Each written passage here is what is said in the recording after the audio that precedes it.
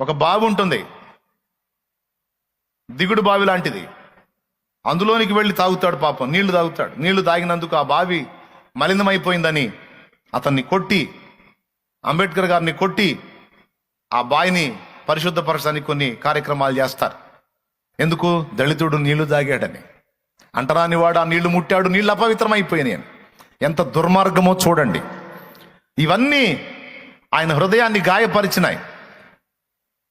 ఒక గురిని ఏర్పరచుకున్నాడు. నా జాతి అన్యాయం అయిపోతుంది, నా జాతిని ఉద్ధరించాలి, ఎట్లా చేయాలి ఎట్లా చేయాలి ఎట్లా చేయాలి ఎట్లా చేయాలి. రాత్రింబగళ్ళు అదే తపన. పెద్దవాడయ్యాడు, పెళ్ళయింది, పిల్లలు, అయినా చదువు ఆపలా, చదువుతానే ఉన్నాడు. కొంతమంది కొన్ని విషయాల్లో దీక్ష బోనతారు కానీ చెంచలులు, పట్టుబడతారు కానీ చెంచలులు, స్థిరం లేనోళ్ళు ఏదో సాధించాలని కలలుగంటారు, ఏవో ఆశయాలు కలిగి ఉంటారు, కానీ 4 రోజుల్లో వదిలేస్తారు. కొన్ని ప్రతికూలతలు ఎదురుగానే అబ్బో ఏదో చేద్దాం అనుకున్నా, అబ్బో మన వల్ల అయ్యేటట్లేదు, అబ్బో ఇది మన కష్టమయ్యేటట్టుందని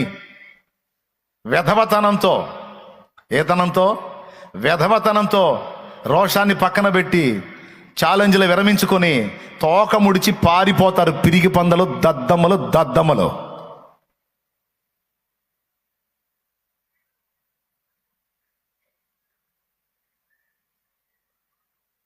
కానీ ఆయన అలా లేడు.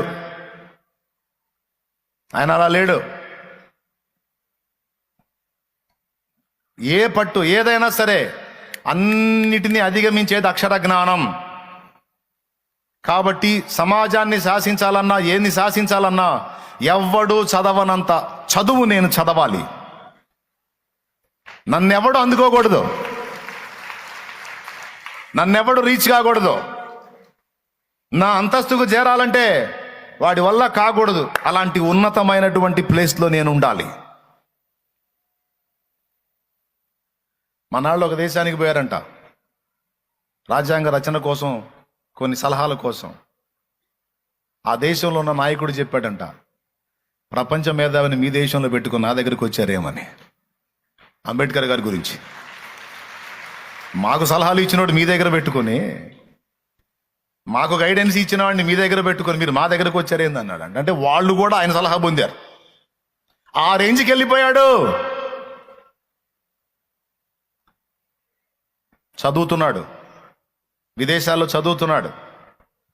భార్య డబ్బులు పంపిస్తుంది, భార్య కష్టపడి పనిచేసి డబ్బులు పంపిస్తుంది. బాగా వినండి, ఏదైనా భూమి మీద మనం పుట్టాము, బ్రతుకుతున్నాము, జీవితంలో మనుగడ సాగిస్తున్నామంటే ఒక